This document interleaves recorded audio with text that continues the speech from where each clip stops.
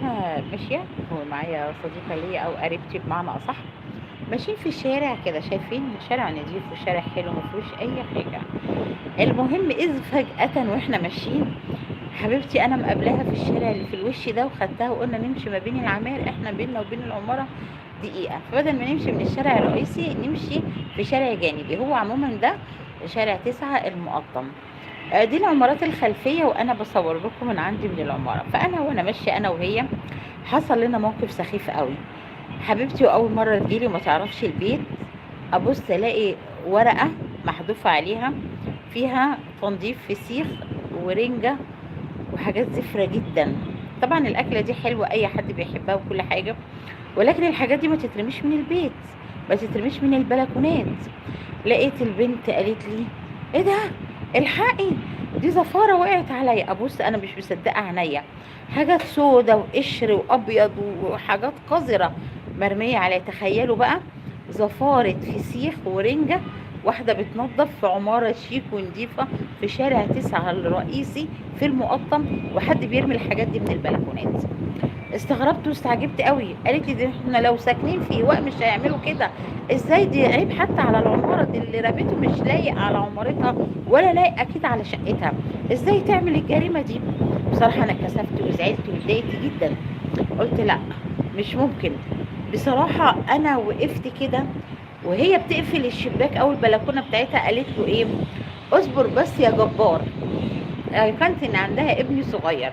فبصراحة من جرأتي انا رحت داخلة العمارة وسألت الحارس بتاع العمارة: في حد هنا طفل اسمه جبار او شاب اسمه جبار؟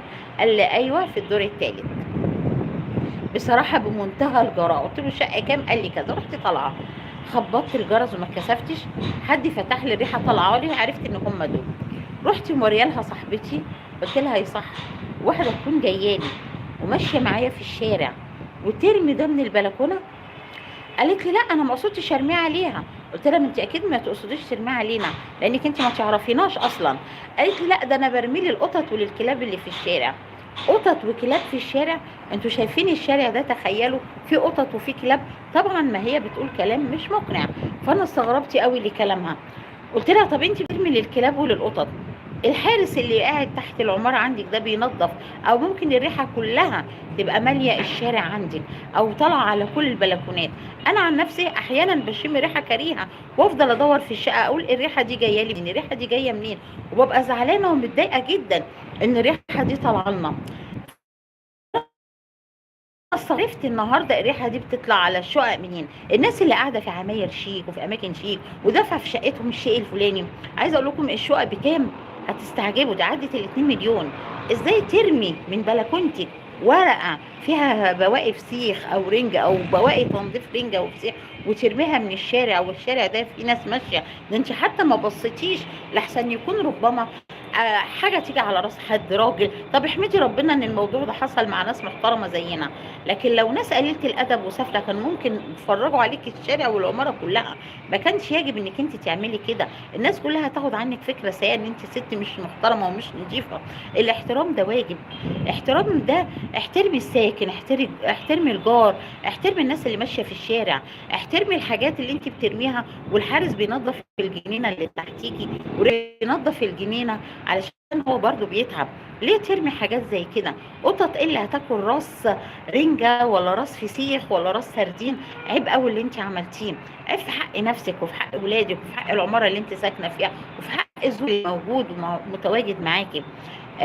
انا عن نفسي زعلت جدا واشمئزيت من الموقف اللي حصل لها. وهي قالت لي: هي دي العمارات وبتعيب عليا، رغم ان هي جايه من منطقه شعبيه بس ناس راقيه بتسمع عنها ان فيها اي ازمه بيبقوا في ديل بعض ومع بعض. اصلا احنا هنا العماره ما حدش يعرف حد، ولا الشوارع دي حد بيعرف جيران ولا معارف ولا اي حاجه، ولا بيعملوا صحوبيه مع اي حد. بس هي مش ميزه، هي ميزه ومش ميزه. الميزه اللي احنا كل واحد في حاله وبنشوف بعض على السلم، في الاسانسير، في مدخل العماره، واحنا نازلين واحنا طالعين، فقط لا غير.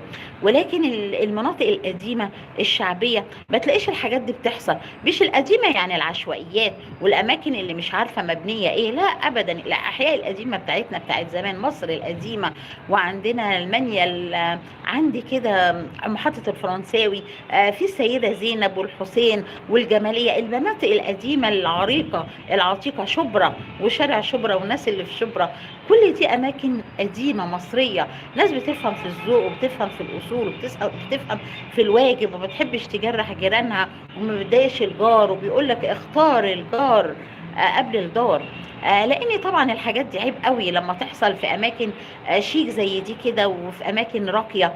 لما ناس بالطريقه دي بتجرح في الناس. ويا ريتها برضو انا طلعت منها بحاجه، قالت لي انا كنت برمي للقطط، بترمي للقطط بواقي الاكل اللي انتوا بتاكلوه. ما اعتقدش ان القطط بتاكل راس فسيخ او رنجه. وانا ذنبي ايه ابقى ماشيه في شارع عام للناس كلها، مش ماشيه في عمارتك ولا تحت عمارتك ولا في مدخل عمارتك. اعملي اللي انت عايزاه في بيتك، محدش قال لك حاجه.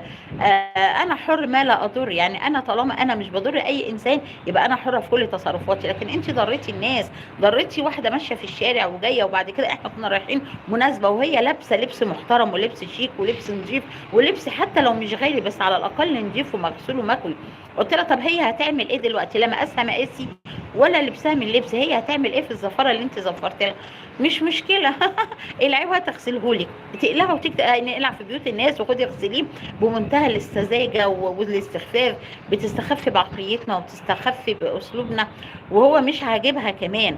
فانا بصراحه ربنا انفعلت، قلت لها هو ده الحل؟ قالت لي طب اعمل لكم ايه؟ ما تبقوش تمشوا من تحت عمارتنا تاني. يا حبيبتي احنا مش ماشيين تحت عمارتك ولا كنا جايين لعمارتك، احنا ماشيين في شارع والشارع ده مشاع زي ما انتم شايفينه للكل. انت بتحدفي الحاجه بطول ايدك وده ما ينفعش وما يصحش وعيب. اللي انت عملتيه ده لا يجب ان هو كان يتعمل في عماره شيك ومكان شيك وشارع واسع. الشارع ده مش ضيق للعلم. بصوا الشارع يا جماعه ده رايح وجاي.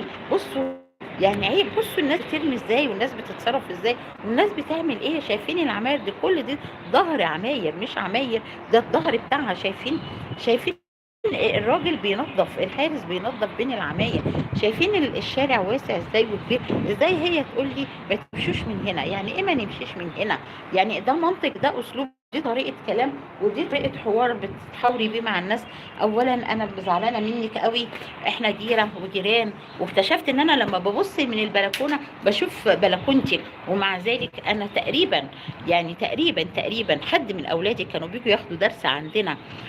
صراحه انا زعلت قوي واتضايقت واشمئزت من اللي حصل، وبحاول اصالح وقلت لها طب معلش خلاص تعالي عندي وانا هعمل لك يعني الهدوم بتاعتك. ردت عليا تقول لي يا طب ما هتقلع عندك. ايه هتقلع عندي دي؟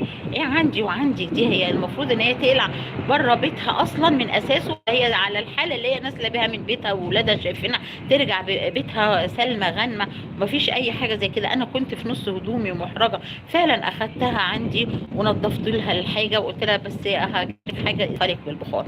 مش هو ده الموضوع تقلع ولا تلبس ولا تغير ولا هدومها تتكوي ولا تتنظف. مش ده الموضوع. الموضوع الاصول. وحاجه زي كده من البلكونات ولما تقع على هدوم الناس يبقى عادي جدا ومفيش اي مشكله. وتقول لك عادي انا كنت برمي للقطط، وهو الطبيعي انك انت ترمي بواقي اكل من الشبابيك. الطبيعه اي حد يشوف سلوك سيء من النوعيه دي، بس الواحد هيقول ايه؟ اذا انتوا اتكلمتوا او احنا اتكلمنا بنبقى غلطانين. احنا ازاي بنتلصص وبنتجسس على الناس؟ لا يا حبيبتي، انت وهي اي حد بيكون سامع البث بتاعي او شايف البث بتاعي يا ريت ننصح الناس، يا ريت يعني نوجه الناس اللي يشوف حاجه غلط زي كده. يا ريت نوجههم، يا ريت نقول لهم عيب.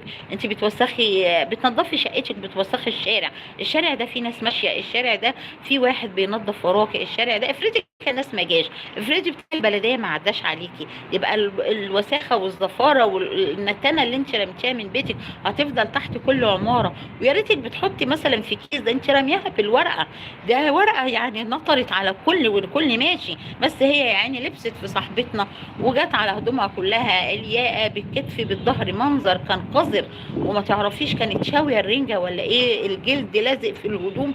مش قادره اقول لكم المنظر كان عامل ازاي. عايزه اقول لكل واحده عيب لما ترمي حاجه في الشارع، ما يصحش ما ينفعش لا يجوز بالمره. معلش انا اسفه يعني. انتوا مش قاعدين في زريبه، انتوا قاعدين في عماره والعماره في شارع والشارع شيك ومنطقه حيويه ومنطقه نظيفه ومنطقه راقيه. ما يجبش عليك انك انت كنت تعملي كده من اساسه.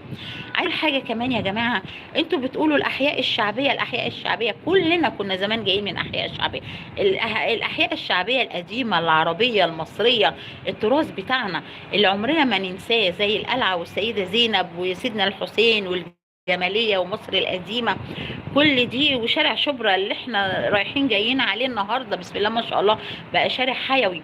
عايزه اقول لكم كل دي اماكن مصريه شعبيه قديمه، السيده عيشه والقلعه، كل الاماكن دي جميله، وكل الاماكن دي الناس بتقول يا ريتنا ما كنا طلعنا منها ويا ريتنا ما سبناها. الاماكن اللي الناس كلها كانت بتعرف بعض، بتزور بعض، لما يكون حد عنده فرح بيفرح لفرحه، وبنبقى رايحين له بحب وباهتمام، واللي عايزه واللي ناقصه كنا لازم نجيبه له، وندخل عليه كده محملين من الهدايا. وكانت اهم الهدايا الشربات والسكر، ونبل الشربات للناس ونتلجه عندنا. كل الحاجات العادات والتقاليد القديمه دي اللي انقرضت واللي راحت واللي احنا مش عارفين نجيبها ولا نعيدها تاني. ليه؟ لان كل واحد قافل وعلى بيته وعلى شقته وفي حاله وخلاص، ما بقاش حد بيعرف حد، ولا حد عايز يزور حد، ولا حد عنده استعداد يتعرف على حد. الدنيا كلها اتغيرت والحياة كلها اتغيرت، بس اتغيرت للأوحش مش للأحسن. التكنولوجيا والميديا والحاجات دي غيرت الناس وغيرت طباعهم وصفاتهم وعاداتنا وتقاليدنا. بس الناس القديمة والناس اللي هي اتربت على المبادئ والقيم والاخلاقيات عمرها ما بتتغير، ولا عمر طبعها بيتغير. عايزه اقول لكم على حاجه مهمه قوي، احنا كل شيء فينا اتغير، حتى اكلاتنا اتغيرت. مش نعمل القرنبيط ولا البصاره ولا العدس باستمرار زي زمان، ولا السبانخ ولا الخبيزه. خلاص ولادنا ما بقوش يعرفوا الاكلات دي، ولادنا ما يعرفوش يعني ايه والقاس. خلاص الناس اما بتعزمي حد او بتاكلي بتعملي الاكله دي اصلا في بيتك، ايه الاكلات دي؟ الحاجه الغريبه دي، عايزين الكريب وعايزين مش عارفه الاكل الصيني وعايزين الحاجات الغريبه، والوايت صوص واللازانيا. عايزين الاكلات اللي احنا كنا بنسمع عنها في المطاعم، دلوقتي بقينا مطالب مننا ان احنا نعملها لاولادنا علشان بحجه ان هم ما ياكلوهاش من بره. لكن النهارده احنا كنا اهالينا زمان معلش يعني اللي بيتاكل او اللي موجود هو اللي يتاكل، مفيش حاجه اسمها اكل من الشارع واكل من بره ولازم اجيب اكل من المحلات. لا، الدنيا كلها اتغيرت خلاص.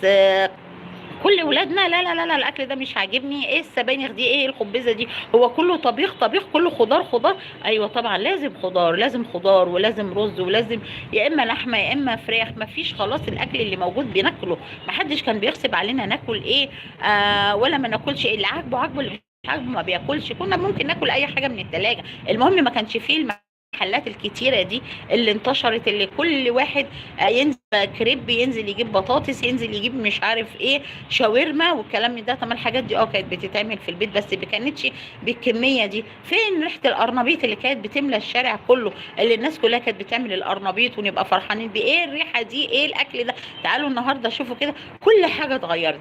الجار اتغير، الشارع اتغير، السلوكيات اتغيرت، المبادئ والقيم بدأت تتغير. احنا اتربينا على حاجة وبقينا بنعاصر حاجة تانية خالص.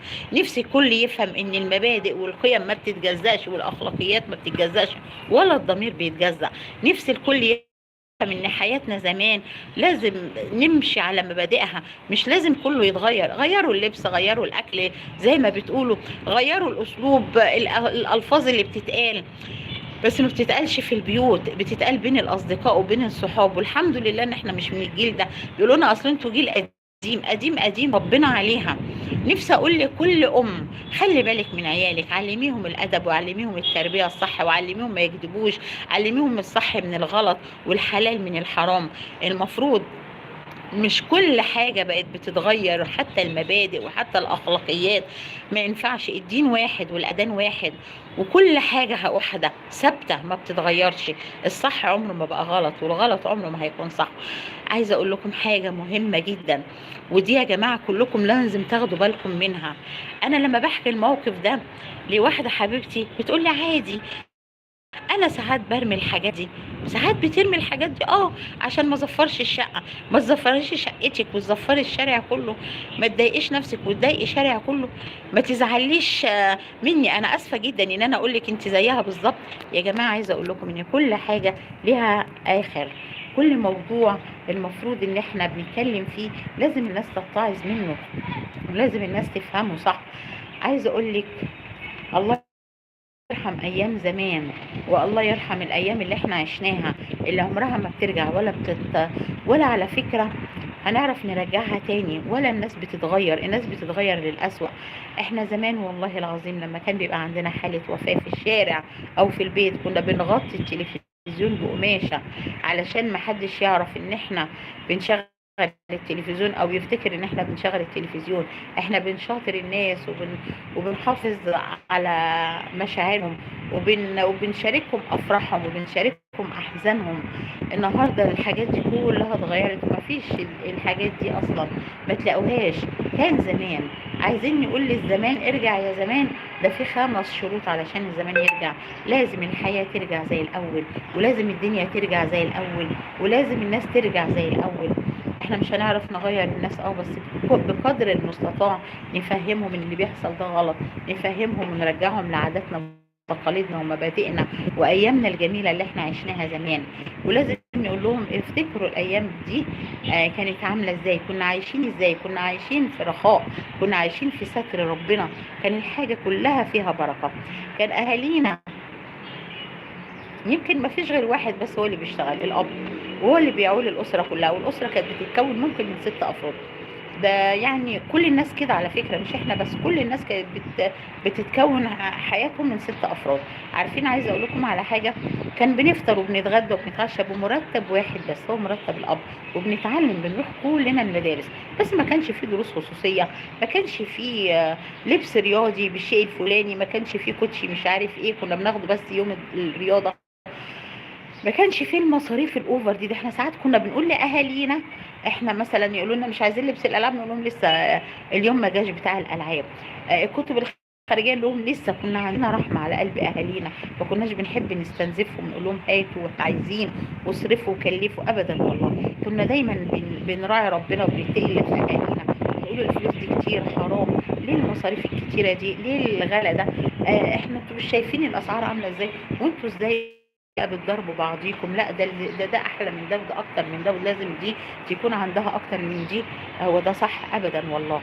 البنات طبعها اتغير واسلوبها اتغير، ولازم شنطه شكل الجزمه علشان وهي رايحه السنتر والدروس، ولازم لبس عشان صاحبتها فلانه الفلانيه كانت جايبه ده. ايه ده؟ ايه الحاجات اللي الواحد مستغربها دي؟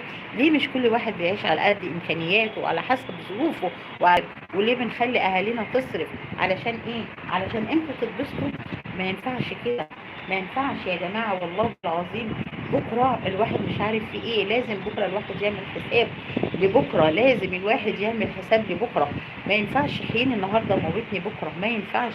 لازم قلبنا يبقى على اهالينا وعلى امنا وعلى اخواتنا، واللي معاه يصب للي ما معهوش، ولازم نقف جنب بعضينا. لازم في حاجه اسمها الرحمه.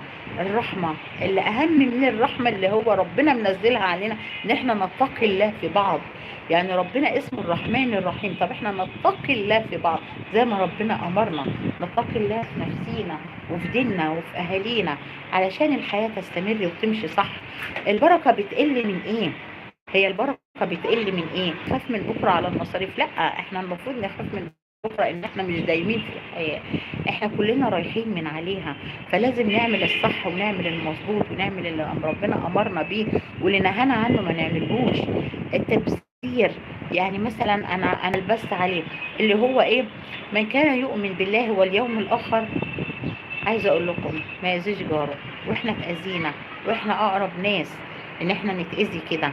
وشكلي كان وحش قوي لما البنت نزل عليها ده، وعايزه اقول لكم ان هو لما اتغسل ريحته فيه، لان الراجل قال معلش انتوا مستعجلين عليه. عايزه اقول لكم ما ينفعش، عيب، ما يصحش. لازم نؤمن الجار، ولازم نخاف على الجار، ولازم نخاف على الناس اللي ماشيه في الشارع. عايزه اقول لها لو انت اللي ماشيه في الشارع واتعمل فيكي ده وحاجات نزلت على راسك وعلى شعرك وعلى طرحتك وعلى هدومك، وشعرها كان فيه زفاره، مش قادره اقول لكم الست ازاي اشمئزت وازاي اتضايقت، وكل تلف وكل ما اطمن عليها تقول ايه، ده عيب على العماير اللي انتوا ساكنين فيها. ده انا ساكنه في السيده زينب ما شفتش الموضوع ده اتعمل فيها. اقول لهم مالهم بتوع السيده، احسن ناس وانضف ناس والله، ناس محترمه وناس نظيفه وناس قمل، ما بيطلعش من بقهم العيبه، بيرحموا الناس، من لا يرحم لا يرحم. بيخافوا على مشاعر الناس، بيحبوا الناس، يعني معلش عايزه اقول لكم حاجه، الناس اللي في الاماكن الشعبيه دي بتحب بعض بطريقه غير عاديه. لو واحده ابنها راح وداها للدكتور او للمستشفى وهي راجعه بتلاقي الناس طالعه نازله عليها، داخله تطمن عليها، تعمل لها بيتها، تعمل لها لقمه تاكلها. مفيش الكلام ده هنا. هنا مفيش. احنا عندنا حاله الوفاه، ربنا يعزكم يا رب، وانا لله وانا اليه راجعون، كل نفس ذائقه الموت. نحط ورقه في مدخل العماره عشان نعرف الناس ان في حاله وفاه في الدور الفلاني علشان الناس تطلع تعزي. غير كده مفيش. لا بنعرف ان حد توفى، ولا بنعرف ان حد اتجوز، ولا بنعرف ان حد خلف، ولا بنعرف حاجه. ما بقاش في حتى دقه الهون بنسمعه. احنا دقه الهون ده كنا بنعرف ان فلانه ولدت من غسيلها اللي بيبقى منشور الكوافير، خلاص ما بقاش في كفوله ولا في لفه ولا في خلاص. الطفل بيتولد من هنا بيلبسوك الكادلز وبيلبسوك ترنج، خلاص على كده. كل حاجة اتغيرت والله، كل حاجة اتعدلت، كل حاجة بقت غريبة. لا بقينا عارفين السبوع، ولا بقينا عارفين اللي عايش من اللي ميت، من حالة الوفاة، من الفرح، من ما نعرفش، لأن طول الوقت الناس بتشغل دي جي، فمش عارفين الدي جي ده ايه. الناس بترقص عليه كده فرحانة ومبسوطة باللمة، ولا الناس عندهم مناسبة خطوبة، ولا زفاف، ولا كتب كتاب، ولا حنة. ما بقيناش عارفين حاجة، ما بقيناش فاهمين حاجة. الدنيا هتتغير وتبدل. الدنيا اتغيرت قوي. يا ترى احنا اللي غيرناها، ولا الزمن هو اللي دار بينا وهو اللي غيرنا ودوخنا معاه؟ بس الواحد مش عاوز يقول الزمن ابدا. اللي بنصحح اوضاع ونيجي نصححها نلاقيها بتقع مننا وما بتتصلحش، بالعكس. عايزه اقول لكم يا جماعه، خلوا بالكم من ولادكم وعلموهم صح. علموهم الصح من الغلط، والحلال من الحرام، والكذب من الصدق. علموهم كل حاجه حلوه، واتقوا الله فيهم، اتقوا الله في تربيتهم. ما تسيبوش لاولادكم حد يربوهم.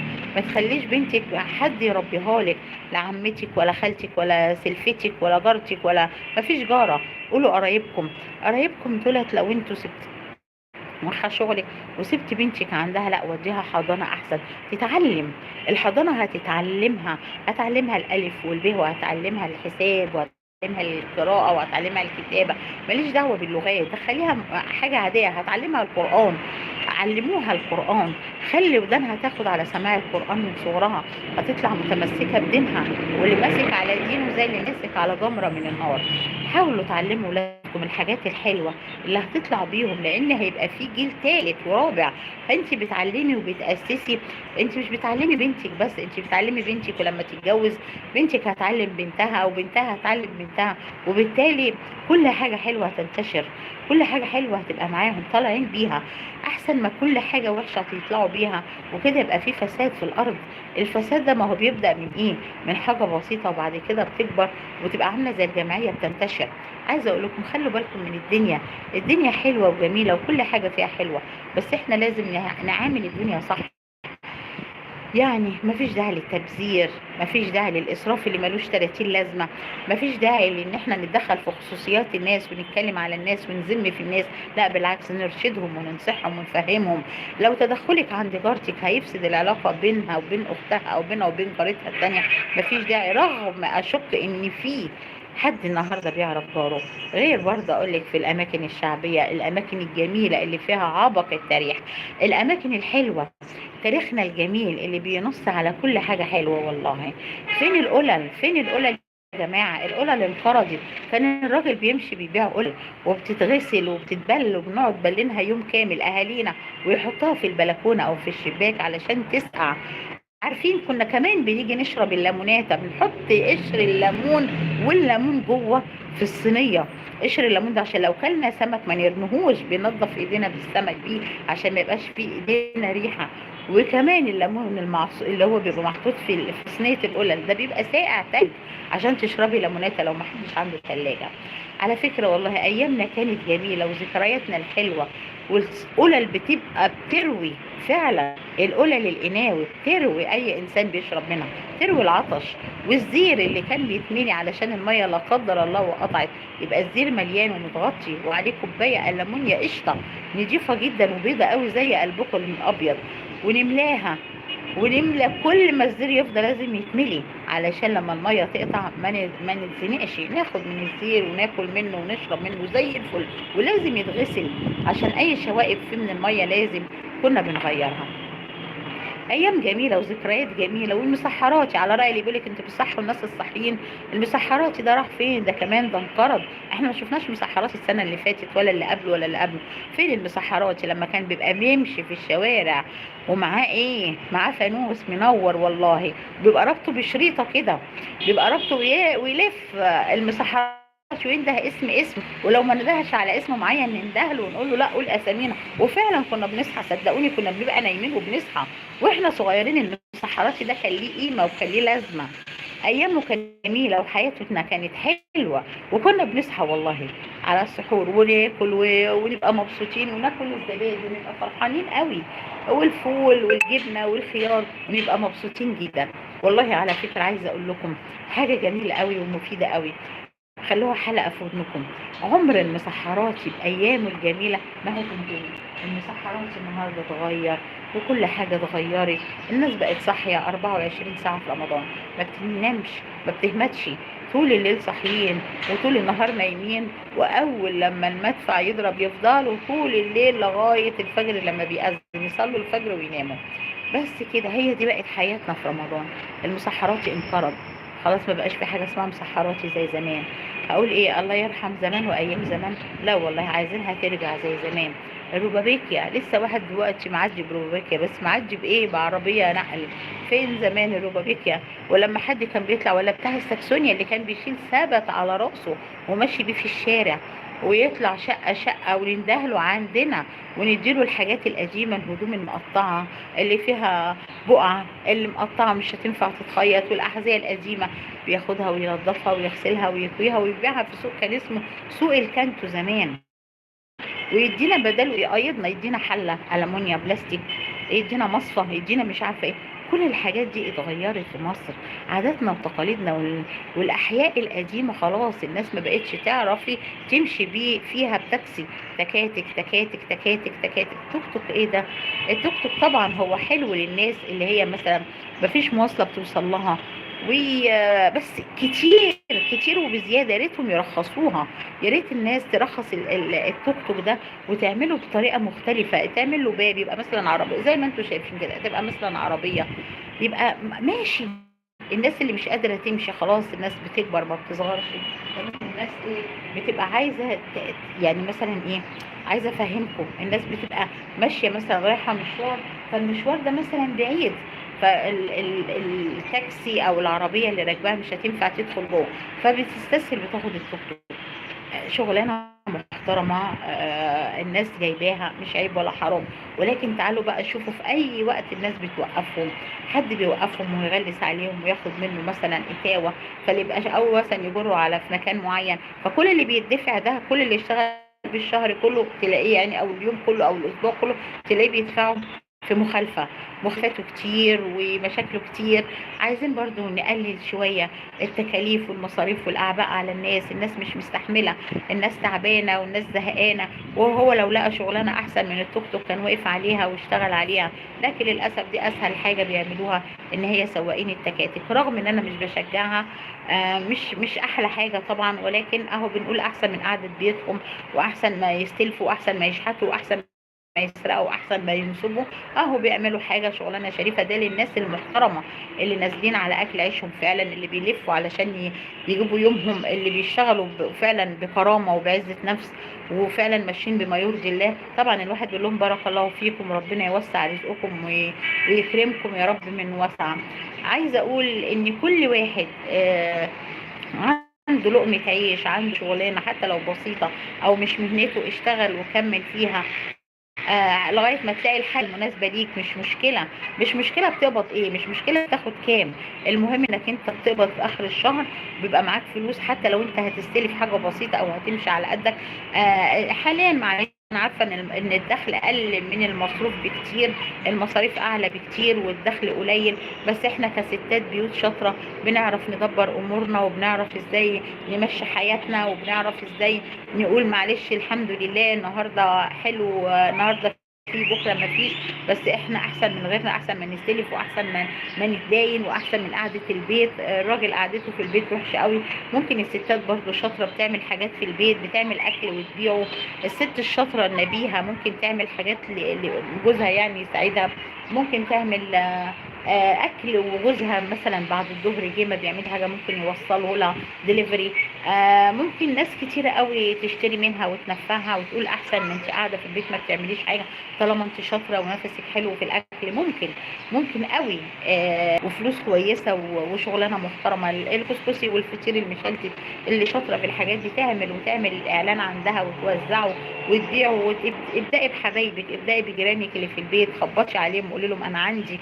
اعملي اعلان على صفحتك، بدل لو انت مثلا فاتحه صفحه ومش بتستفادي منها، او حتى لو صفحه خاصه بيكي ومش بتستفادي منها، اعلني عن اكلك، اعلني عن مشروعك. الناس هتقف جنبك وهتساعدك. كانت مهنه الخياطين دي كانت مهنه حلوه قوي، والناس كانت بتكسب منها كويس جدا، وكانت مربيه زباين كتير. دلوقتي حتى مهنه الخياطين انقرضت. دلوقتي بقى في ترزي، وبقى مكان مخصص لتصليح الملابس، اللي جايب بنطلون واسع شويه وعايز يضيقه، اللي جايبه جيبه واسعه وعايزه تضيقها، اللي جايبه عبايه وعايزه تظبطها. خلاص بقى في مكان مخصوص الناس بقت تظبط عندهم لبسهم. حاجة غريبة يعني، حاجة ليها العجب. كل حاجة الواحد بقى مستغربها حقيقي، الواحد بقى مستغرب كل حاجة. المهم والأهم يعني، من المهم والأهم ما في الموضوع إن كل واحد عارف ربنا رزقه بإيه، وعلى قد الحافة مد رجليك. مفيش ده هتبص للي حواليك، أقرب الناس ليك اخواتك او بنت عمك بنت عمتك، لا، قولي الحمد لله، قدر الله ما شاء فعل، انا احسن من غيري. الحمد لله. كل واحد يعيش على قد مستواه، ما حدش يبص لعيشة حد، ما حدش يبص لدخل حد. ربنا سبحانه وتعالى موزع الارزاق، وكل واحد المفروض لازم يقتنع برزقه.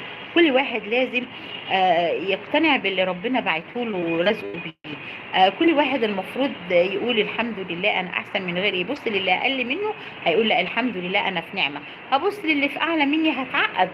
وربنا سبحانه وتعالى خلق الناس طبقات. ربنا اداكي على قد مجهودك، وعلى قد تعبك، وعلى قد عيشتك. تخيلوا والله العظيم، لو ما فيش فلوس مش هتلاقي ابنك تعب، مش هتلاقي الكهرباء جت عاليه، مش هتلاقي عندك مصاريف خارجيه. لو ما فيش فلوس، في اول لما بتيجي لازم عارفه طريقها، ولازم عارفه هتروح فين. هي الدنيا كده سبحان الله العظيم. كل حاجة عند ربنا بمقدار. نطلب الحاجة بعزة نفس.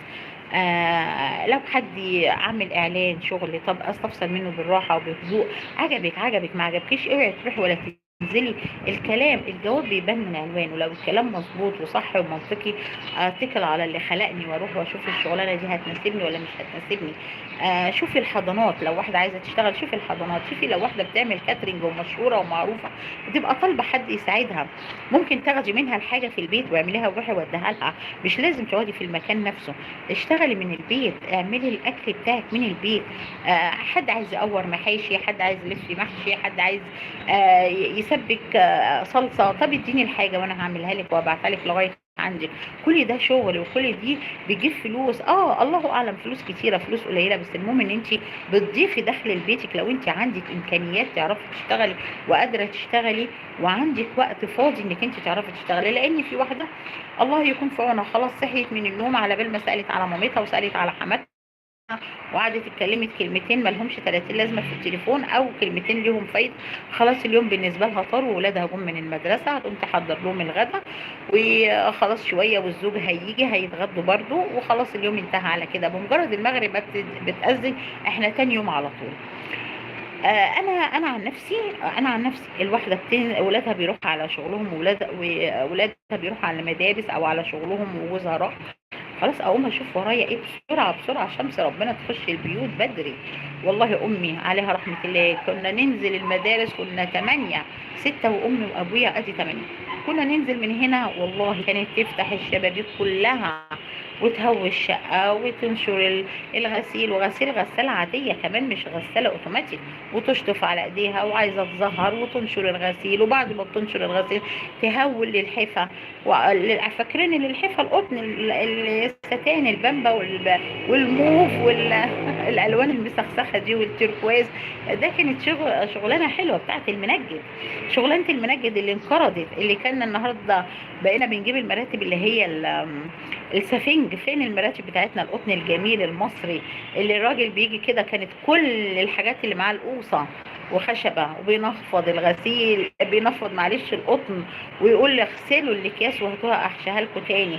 ده بالنسبة لو احنا عايزين نجدد وعايزين ننفض القطن كده ونغسل المراتب وعايزين ننظف الدنيا، نغسل المرتبة الوش بتاعها باللي جوه الدمور ولا البفتة، وننشرهم على بال ما ينفض القطن ويلم على طول ويعملوها. ولا للحفة، اللي الحفة كمان كانت قطن زمان، كانت جميلة ما شاء الله، والله كانت بتدفي وزي الفل. كانت أهالينا بيحطوها كده على سور البلكونة عشان تتهوى، ويحطوا المخدات ويشيلوا السجاجيد يحطوها على السلم، على السور بتاع السلالم، كل حاجة، ويكنسوا بسرعة ويمسحوا. وكان بلاط مزايكو، ما كانش حتى سيراميك زي دلوقتي، كانت بلاطة كبيرة كده مزايكو. أنا فاكراها كانت أمي بتدعكها بمية ببطاس في الفرشة كده، وكانت والله أمي عليها رحمة الله كانت زي الفل. كلنا عشنا الايام دي، وكلنا عشنا الظروف دي، وكلنا كنا مبسوطين بعيشتنا والله. فين المناجد دلوقتي؟ وفين النقاشين القدام بتوع زمان؟ فين دلوقتي؟ بنجيب مهندس ديكور، بنجيب واحد يعمل لنا كل حاجه، مهندس ديكور او مهندسه ديكور، بارك الله فيهم. بس فين المهن القديمه دي اللي انقرضت؟ اللي الناس، طب الناس دي راحت فين؟ عايشه ازاي وبتصرف منين؟ خلاص احنا كده خلاص والله، كل حاجه حلوه راحت من ايدينا. المناك ده كنت بحب اسمع الصوت القوس بتاعه وهو بينفض القطن، كان ريحة القطن والبذرة بتاعته ما شاء الله، كل حاجة كانت حلوة والله، اتقلت بركتها. سفنج ايه ومش سفنج ايه، تعالوا تعالوا شوفوا الحفة بتاعت زمان عاشت قد ايه، كام سنة، لغاية لما احنا اللي استغنينا عنهم. ما دابتش ولا اتقطعت ولا اتبهدلت ولا اتمرمطت. طول ما انت بتحافظي على حاجة وبتصونيها، صون النعمة، النعمة هتصونكم. فين دلوقتي؟ امي دي كانت والله الشمس دي لازم تدخل اوضه اوضه في الشقه وتشغل الراديو كده وتسمع المواضيع والحكايات وتستفيد منها. كان الراديو مفيد جدا في كل حاجه، كل كلامهم كان حكم الصبح من الساعه 6 لغايه الساعه 2 الظهر، ده الراديو ده ما بيطفيش، تسمعوا كل ما لذ وطاب، كل حاجه لغايه محو الاميه، كل حاجه كنا بنسمعها. سايبين الراديو والع، بنرجع نلاقيه والع على حاجات جميله ومفيده. وكل الشارع وانت رايحه كده مدرستك الصبح او وانت راجعه سامعه كل حاجه في الراديو. الراديو ده كان مهم جدا للناس زمان، ايام زمان الراديو ده كان احلى حاجه في الدنيا. وبعد ما بنرجع نلاقيها يا حبيبتي اهي امي اهي غسلت وكنست ومسحت وجابت خضارها من السوق وطبخت، طبخت لنا كمان واحنا راجعين. ايه ده، والاكل لسه ما خلصش؟ لو الاكل ما خلصش يا حبيبتي الاقيها عامله لنا سندوتشات في العيش السخن، زبده على سكر عشان ناكل ونسكت، نسكت عشان نخلص، هي اللي يعني يا حبيبتي تخلص اللي وراه.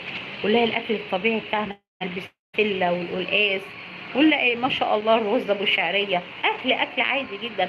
امي عاملاه، عامله صنفين وعامله الشقه وعامله ونزلت السوق وعملت كل حاجه بنفسها، ايديها في كل حاجه ولوحدها، المعين ربنا، لا جابت حد يساعدها ولا ودت الخضار لحد ينظفه ولا اشترت الخضار بتنظف ومتقطع.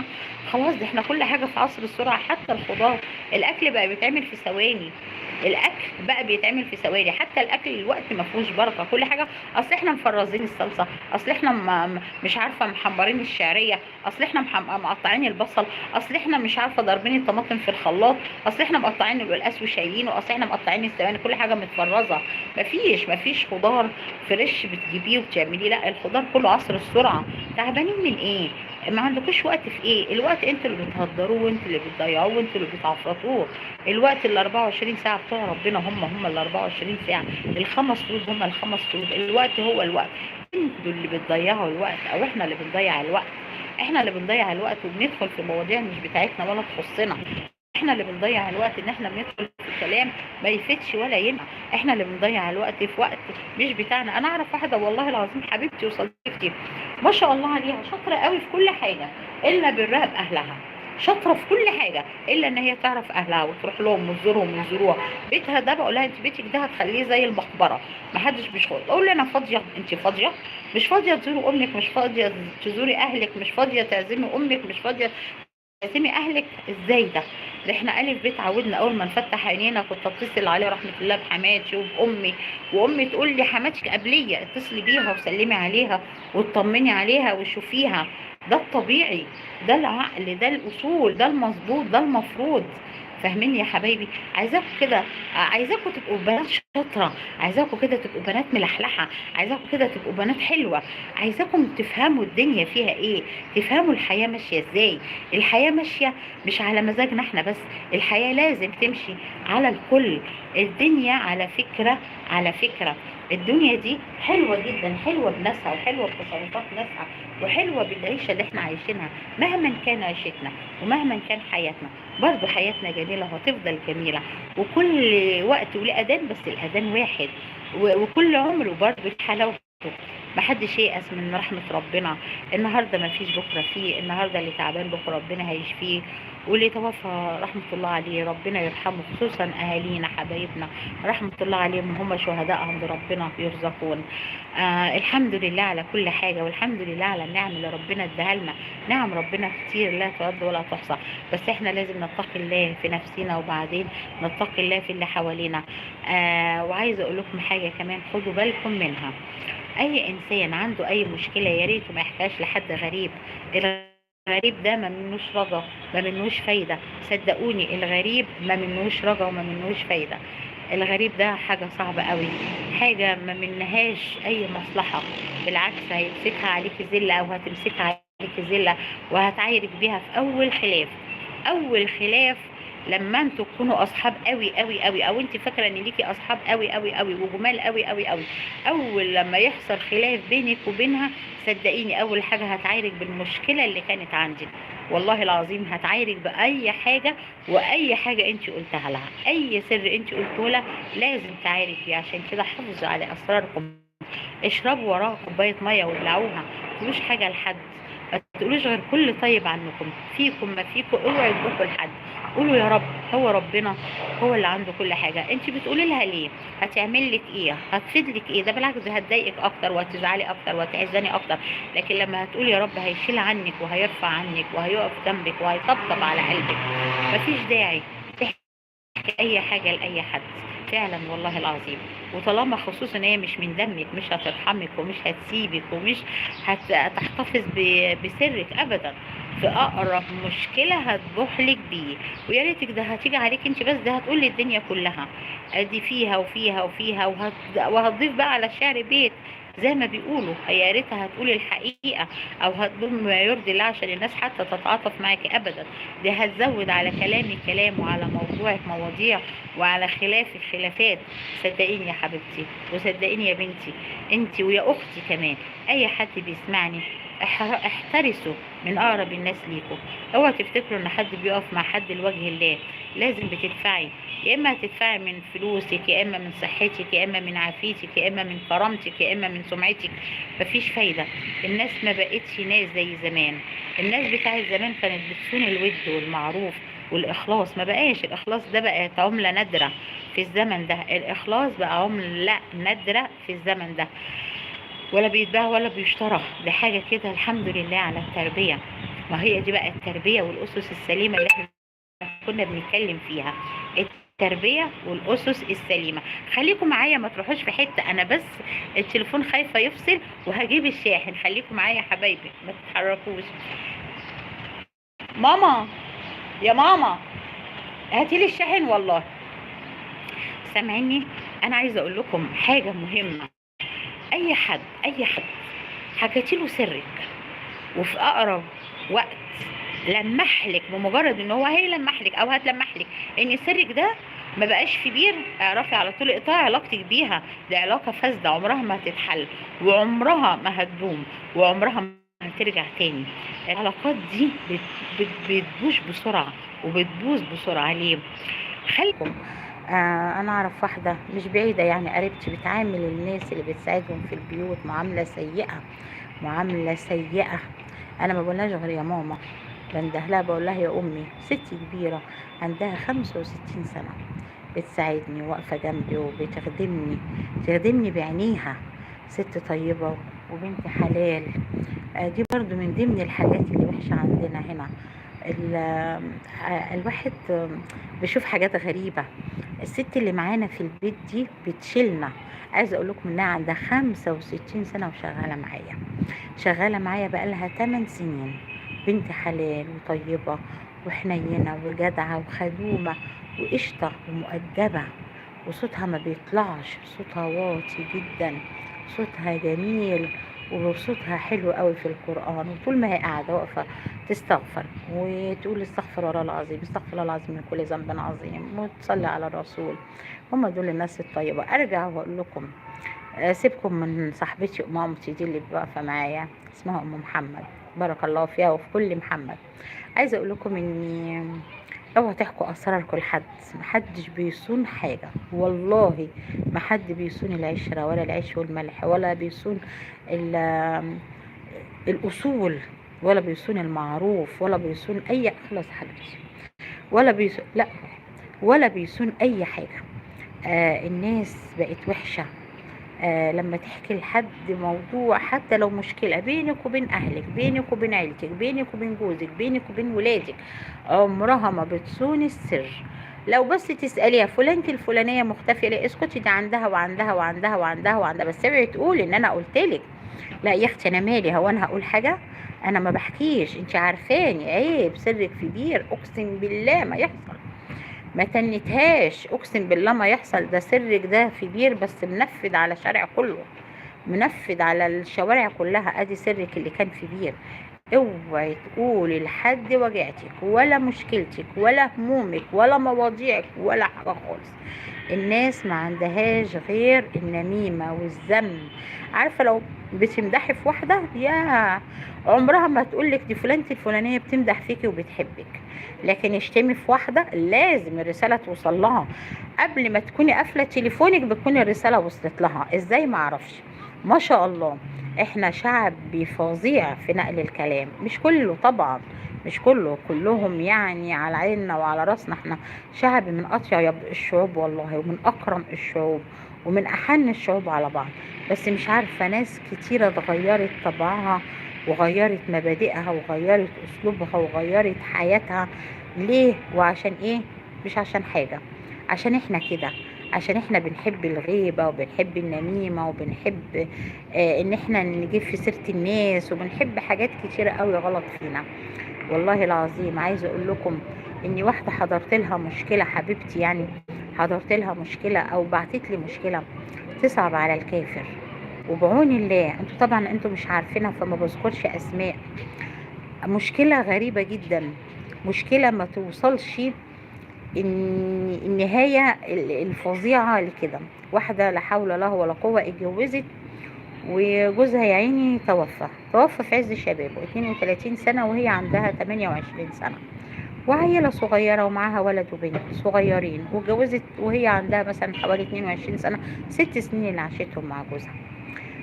ويعني بعد ما توفى، اخواتها مش عايزينها، مش طايقينها عند امهم. لا ارجعي بيتك. طب ما هو انا بيتي ايجار، والايجار مش رخيص قوي، انا بدفع ايجار حوالي 450 جنيه، والمعاش بتاعه كله 1000 جنيه. طب هعيش ازاي؟ اديني قاعده وهقفل الشقه وخلاص اسيبها. لا ما تسيبهاش، انت بتدفعي ايجار على الفاضي، رجعي شقتك. رجعت شقتها وبقت بتروح لوالدتها 3 ايام في الاسبوع علشان تاكل وتشرب معاهم. اخوها جه اتجوز، بعد اخوها ما اتجوز مرات اخوها مش طايقاها، فبقت تروح يوم في الاسبوع، حتى اليوم اللي في الاسبوع لا ما تجيهوش، ولادك بيعملوا دوشه وما بنعرفش نرتاح ونقعد لوحدينا كده. راحت مامتها قالت لها خلاص يا حبيبتي اقعدي في بيتك وانا هبقى اجي ابات معاكي. عشان ايه؟ ترضي مرات ابنها على حساب بنتها العيله اللي يعني ارمله من صغرها. رجعت شقتها وقالت خلاص ما باليد حيله، انا هشتغل، خصوصا ان ابني النهارده بقى في تانية حضانه KG2 باين او اولى ابتدائي، ما تذكرتش قالت لي كام. المهم لا حول ولا قوة إلا بالله، البنت اشتغلت في مصنع. المصنع ده صاحب المصنع راجل طيب، وزوجته طيبة، وشايلينها وشايلين ولادها، بيجيبوا لها لقمة تاكل، والراجل محترم وطيب. قال لها أنا في عريس عايزك. فكرت ان هو، قالت له لا دي مراتك حبيبتي وصاحبتي. قال لها لا مش انا، ده في واحد شافك ومعجب بيكي وعايز يتجوزك. قالت له طب اشوفه. قعدت مع الراجل، شافته في المصنع، الراجل عنده 63 سنة، اكبر منها بكام سنة بقى، داخله في 30 سنة، اكبر منها وافقت عشان تترحم من المصاريف، وعايزاه يصرف عليها ويعولها. بتقول كنت عايشة حياة كريمة وحياة كويسة، وقعدت معاه 2 سنين، وجاب لي شقة تمليك، وكنت مبسوطة وقاعدة وفرحانة ومتهنية أنا وولادي، وكان بيعامل ولادي معاملة حلوة، حتى من حنيته على ولادي كان بيقول لهم قولوا لي يا جدو، ما تقولوليش يا بابا ولا يا عم، قولوا لي يا جدو. كان الراجل حنين، وكان فعلا متجوز وهو جد، هو مش بيخبي سنه، بس كان راجل حنين وجدع وخدوم وشاريها وشايلها هي وعيالها في عينيه. حكت لي واحدة صاحبتها او جارتها، ده انت مش باينه؟ قالت لها ده انا جايه ادفع الايجار. ليه؟ قالت لها ده انا اتجوزت. جوزك مين؟ والحكايه والروايه وسكني ومش عارفه ايه. لفت لفت وفضلت تدعبس على اهل الراجل، والراجل كان عايش في سلام معاها، بس هو قال لها انا مراتي مش ما تعرفش، اليوم اللي هتعرف مراتي ان انا اتجوزت انا مش قدها، مراتي شديده وعصبيه وصعبه، هتنكد عليا وعليكي، فما فيش داعي ونخلص موضوعنا. قالت له طب يا بابا تمام. كانت بتقول له يا بابا، ويا عيني لا حول له ولا قوه. حكت الموضوع لصاحبتها ان هي اتجوزت ووريتها صوره. طب ما انت يا ستي متجوزه وعايشه مع راجل جوزك ومن سنك ومتهنيه وابن عمك وفرحان وفرحانه بيه وحياتكم فيها استقرار، ايه لزوم تستكتري النعمه على البنت اللي متجوزه واحد اكبر منها ب30 سنه بس عشان يصونها ويعفها وقاعده معاه وعايش معاها وبتربي عيالها، وسنتين في امان الله ما خلصهاش مره على مره. قالت لها انا عايزه بقى اجي ازورك واشوف جوزك واتعرف عليه وجوزي كمان يتعرف عليه. الحكايه في الحدوته ها دخلتها بيتها، عرفتها بجوزها وهو عارف جوزها. يخلصها ده بقى؟ لا ما يخلصهاش طبعا، ده عيشه مش بتاعتها بقى، احنا اللي كنا عايشين وجيرانها وكنا بنساعدها لما جوزها توفى تروح تتجوز وما تقوليش، واعرف بعدها بسنه وشهرين؟ لا ما ينفعش. ازاي؟ قعدت ال8 شهور دول في نار، كل شويه الراجل ينكد عليها، انا مراتي شاكه ان هي عرفت، انا مراتي حاسس ان هي عرفت، انا مراتي انا جننها، انا خايف من مراته من المشاكل والخلافات، والراجل ما بيحبش النكد ولا المشاكل. المهم البنت دي قالت لها بقول لك ايه، انت لازم تعرفي مراته علشان تثبتي حقك، وهي تعرف. افرضي الراجل رجلي بره ورجلي جوه، بدل ما يهدروا حقك وانت زوجه. انا خلاص انا هتكلم من وراه ومش هقوله ان انت اللي اتكلمتي، وانا بس اديني رقم اهل بيته. قعد الراجل في البيت كالعاده ونام وقام، راحت واخده رقم تليفون مراته وخلت صاحبتها بص الفساد تكلمه. قالت لها انت ما تعرفيش ان جوزك متجوز وفي المكان الفلاني وبيروح كل يوم بعد ما بيخلص شغله، وهو بيقول لك ابدا ده انا فتحت مكان جديد وبخرج من هنا بروح هنا وبباشر كل اعمالي بنفسي. وراحت قالت للبقين دول للست الله يكرمها يا رب يعني كده ويعزها. الست ما كدبتش خبر، راحت قايله لاولاده ولاحفاده وعملوا له فضيحه بجلاجل في وسط العيله. انت ازاي تخونها؟ انت ازاي تضحك علينا؟ انت ازاي تجيب لنا واحده من الشارع؟ من الشارع ايه؟ دي بنت حلال وكويسه. لا انت عارف ايه، دي ضحكت عليك، دي خدت فلوسك، دي استقرضتك، انت فعلا متغير. وانا اقول انت بتروح فين؟ واللي مش فيه بقى فيه، واللي ما عملهوش عمله، واللي ما قالهوش قاله. المهم نكدوا على الراجل عيشته وبوظوا حياه الراجل. الراجل طبعا اتقلب على مين؟ على مراته الجديده. لا انت ما تقوليش انت فين، لا ما تقوليش تعالى، لا انا اجي وقت ما اجي اروح وقت ما اروح، انت ما تفرضيش عليا حاجه انا مش مقتنع بيها، اصبري بقى انا مراتي عرفت، وطالما عرفت اكيد احنا مش هنكمل مع بعض زي ما وعدتك وقلت لك لو عرفت انا مش هقدر اكمل.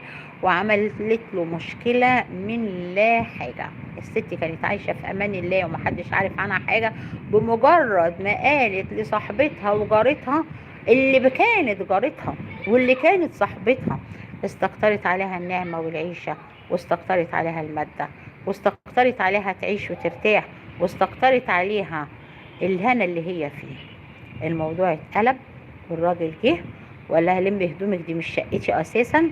قالت له ازاي مش دي شقتنا احنا الاتنين؟ قال لها لا دي مش شقتي اساسا في الامر، دي شقه مراتي وانا جبتك هنا تعيشي فيها، قلت بدل ما نقعد في شقتك القديمه ووفرت لك وكنت بدفع لك الايجار اديهولك وتروحي تدفعيه، عموما اهي شقتك موجوده وروحي ارجعي فيها تاني، وكل شيء اسمه ونصيب. طب المؤخر بتاعي هبقى ابعتهولك لما اجهزه، بس انا هطلقك، تعالي عند المأذون وهديلك حسابك وهديلك فلوسك. وفعلا راح مطلقها وراح مديها المؤخر بتاعها، كان راجل كريم، واداها العفش اللي هو كان جايبه لها. وما بقتش حتى عارفه تحطه فين، وراحت بايعه عفشها القديم وراحت عايشه على العفش الجديد. كل ده ليه؟ كل ده عشان اقول لكم ما تحكوش حاجه لحد. انت حياتك بقت افضل واحسن، اوعي تقولي. الناس بتبص للحلو ما بتبصش للوحش، بتبص للي انت كنت معكيش وبقى معاكي، بتبص للي بقى معاكي، ما بتبصش للي راح منك. اللي راح منك كتير، اللي راح منك شبابك، واللي راح منك جوزك، او اللي كنت متجوزاه راح بشبابه.